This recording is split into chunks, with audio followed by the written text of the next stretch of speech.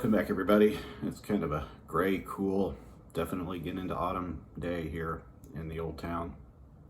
Spent the morning going back over and tidying up some loose ends and addressing a couple issues that presented themselves when we did the radiator install and full fire with the motor. So with the cooling system connected so we could run it longer and rev it up a little more. And so going to be a short video. I decided to go ahead and post it. Got nothing else to do today. But yeah, it's going to be going over the tuning, the retuning of the motor, kind of some electrical finishing work, and talking about a couple other issues that have to be addressed, and namely developed a vibration in the flex plate, and it's got some wobble in it that shouldn't be there. Obviously, it's a brand new flex plate and it's been bolted and torqued. I have no idea what's going on there. And when you're watching the engine run portion of this video, you listen, you hear this tuk tuk tuk tuk tuk. Hey, if you hear it and if you can think of something, let me know. We were convinced, me and my brother Andy, yesterday, that it was kind of coming from the rear of the motor, like the flex plate made sense since it was jumping around a little bit. But the more I listened to that video, and I've listened to it several times now, it sounds like it might actually be in the pulley system, which, you know, doesn't really help. I still want to get that flex plate replaced, but it definitely would be helpful to find out where that's at and take care of it. It's not there until the engine warms up a little bit. First startup, it sounds fine, so I'm thinking it might be a bearing on the tensioner or the idler. Could be going out, which would be a simple, easy fix. Would love that. But anyway, yeah, watch the rest of this video, and if you got an ear for it, let me know what you think.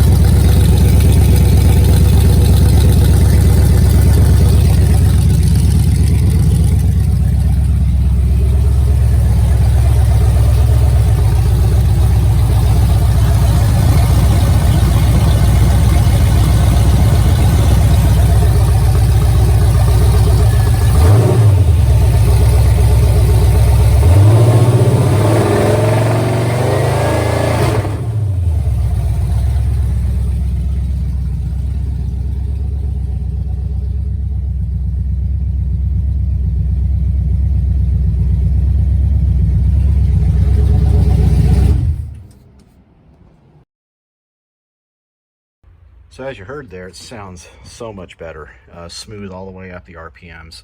I forgot when I was tidying up some things, I actually knocked the distributor back out of time after I had it set. That was genius. So I had to reset that during that video. And the first thing I'm going to do after I'm done with this is I'm going to lock that distributor down finally. But anyway, yeah, sounds really good. And you saw that flywheel. I took some video of that flex plate. That thing's just, it's wobbly, and there's no reason for that. It's supposed to be balanced. It's bolted down. I don't know what happened, but it's got to be replaced. So got to get that done. And if you look down there, I've got pigtail and everything on my fans, so now I can remove it without having to cut the wires. So I've got a disconnect there if the radiator has to come out or fans need to be serviced. I can just replace them.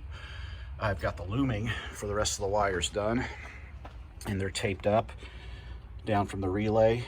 I've got tape across them, and just where each individual wire breaks out of the loom, they're just exiting.